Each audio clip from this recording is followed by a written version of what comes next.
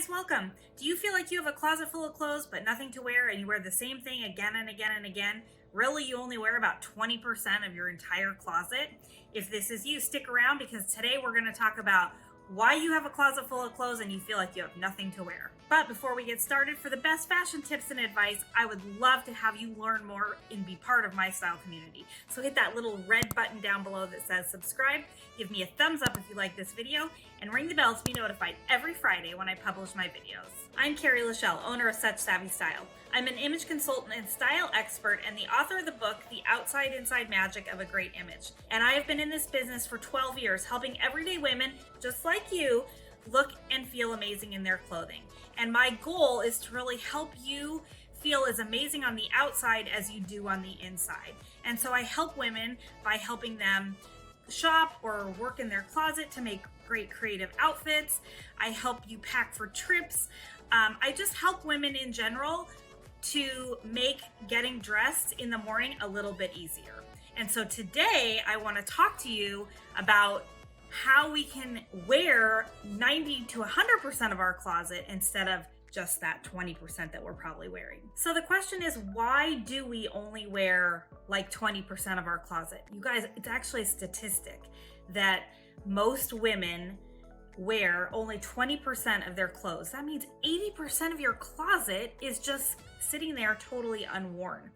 So I want to talk to you today and give you some things to really think about and look at in terms of why this may be happening and why you may be standing in front of that closet with the dreaded question of, oh my God, I have all these clothes and I feel like I have nothing to wear. Because what's happening is you're getting what I call closet confusion.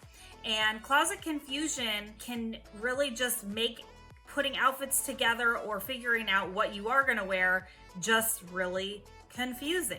So let's get in today to figure out what we can do to help that closet confusion and get you back to wearing more of your entire closet. So the first tip that I have is make sure that the sizes that you have in your closet are the sizes that fit you.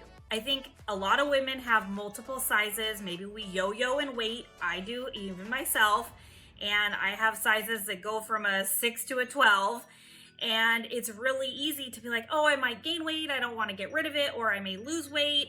So, I want to get new things, but what if I regain the weight? Like, we have this whole constant conversation with ourselves, right? And so if this is you and you have multiple sizes, the first thing I want you to do is get in there and pull out anything that is not your current size. If you don't feel good about totally getting rid of it because you are worried about those things, okay, but put it in a bin or put it in another closet so that those sizes that, don't fit you are not in the same closet. Like, there is no reason to have 6 pair of black pants in your closet, one of every size.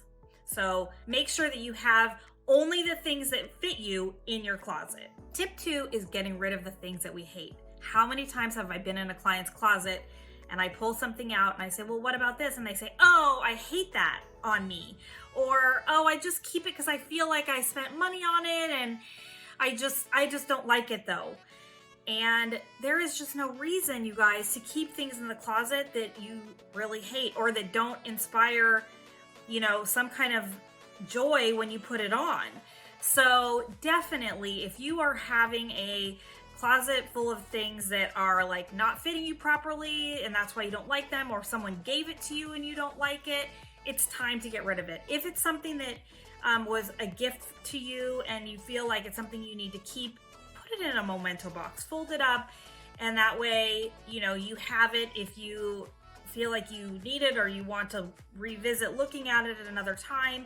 But if you are not wearing this item in your closet and it's because you don't like it for whatever the reason, it's time to give it a little bit of love, say thank you for being in my closet, but now it's time to be passed on to someone else who might really get a lot of joy out of it. Because it could be a great item, it just may not be a great item for you. Tip number 3 is that I really want you to think ahead and plan. I don't want you guys to settle. And oftentimes we are like, oh my gosh, so-and-so's wedding is next week, or so-and-so's 50th birthday party is in 2 weeks from now or tomorrow, and I have nothing to wear. So we head out to the store and we start trying things on, and we're in a rush because we only have a couple hours, and we settle. We buy something that's like, this will work, this will do.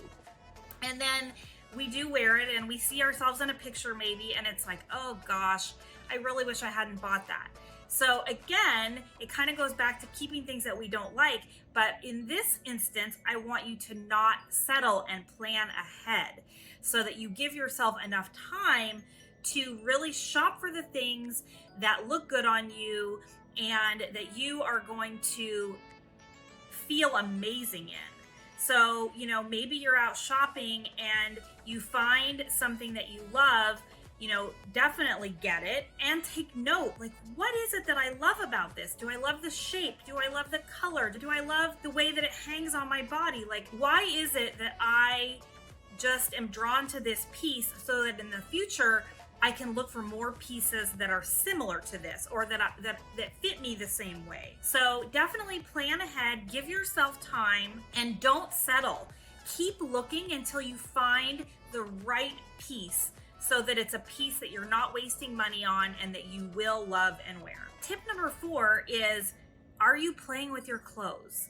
So get in there and make outfits. A lot of times you're just bored of wearing the same top and the same pair of pants together every single time you wear it. And there could be so many things that you could do with those items in a different way that totally spices that outfit up or changes that item into a completely new outfit.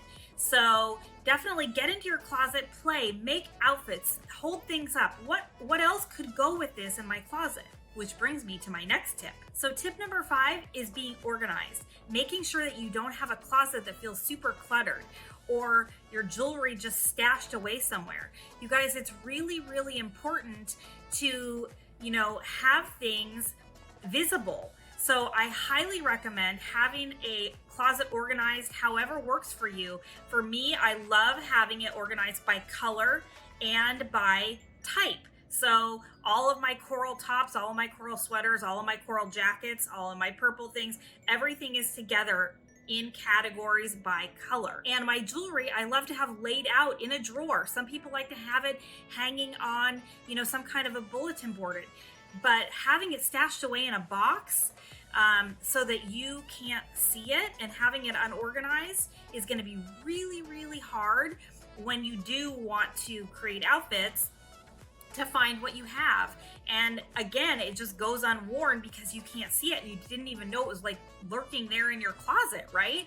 So definitely, get in there and organize the closet, organize the jewelry and the shoes and the purses so that they are visible to you, so that you are wanting to use them when you see them. I do think that will really help you wear more clothes in your closet is if you can see what you have and it's organized. So tip number 6 is having a closet that works well together. You guys, I've been in a lot of closets over the last 12 years, and oftentimes I see a closet full of basics or a closet that's full of, specialty, really cool, different items, or all patterns and prints.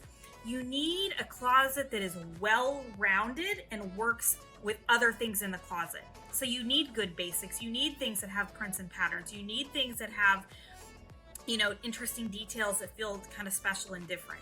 You need all of those things so that you can mix and match things together really, really simply.